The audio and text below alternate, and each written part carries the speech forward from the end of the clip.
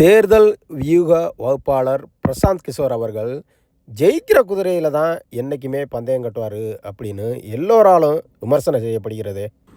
பிரசாந்த் கிஷோருக்கே தெரிஞ்சிருக்குங்க, தலைவர் விஜய் தான் ஓடுற குதிரை, அவரு தான் மக்கள் மனசுல இருக்கிறாரு, இளைஞர்கள் மனசுல இருக்கிறாருன்னு அவருக்கே தெரிஞ்சிருக்குங்க.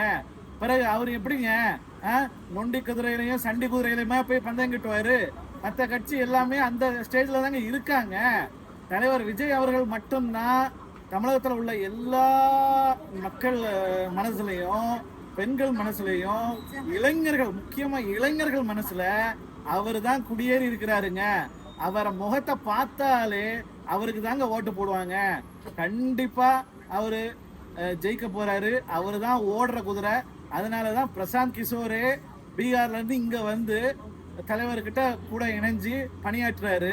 அவருக்கு தெரியும் மற்ற கட்சிகள் எல்லாமே நொண்டி குதிரையும் சட்டி குதிரையும், இதுல எல்லாம் போனோம்னா நம்ம தலை நஞ்சு போகும் அப்படின்னு தெரிஞ்சு அவரு தளபதி விஜய் அவர்களோட ஐக்கியம் ஆயிட்டாரு.